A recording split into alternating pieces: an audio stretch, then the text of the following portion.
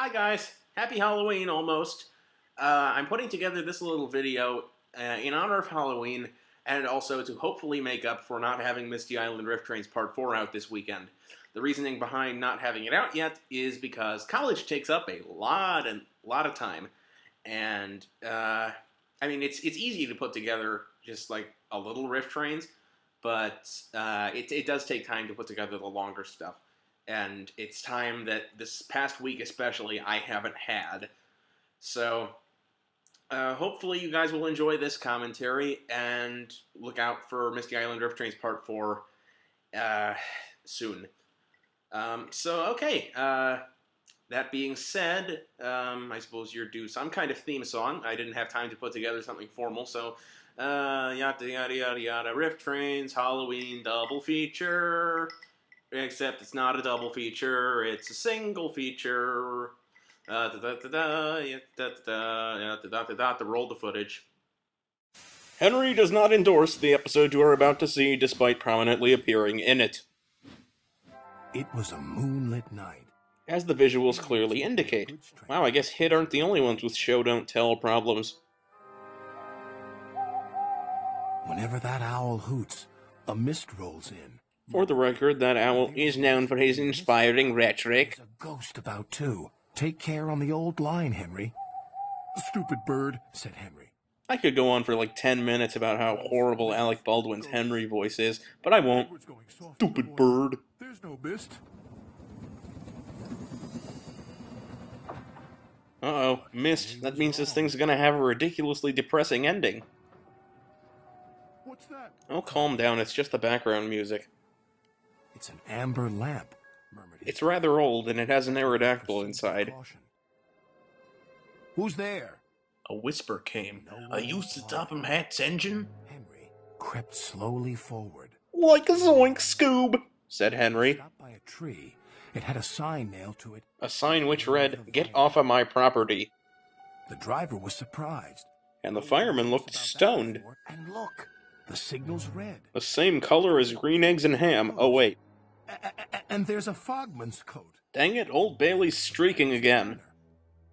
Then they saw a light.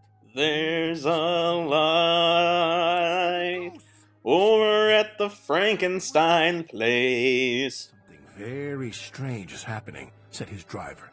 I think it's best we go back. Let's throw him in the fire, said Henry, and that'll be that.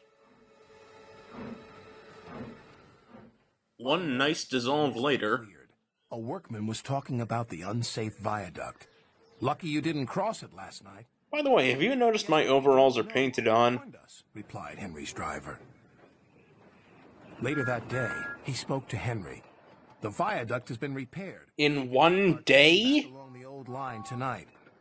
Henry really didn't want to. And Jim Dale really didn't like it. But when nightfall came, he was sizzling nicely. Shortly after this scene, that owl would go and sing about the Baxen. Ah, screw the creepy atmosphere and background music. That freight car's face is the stuff of nightmares. Be quiet, snapped Henry. I'm not scared. But he was. Thank you, Alec. There's no way I could have figured that out on my own. A little later. As opposed to a lot of later.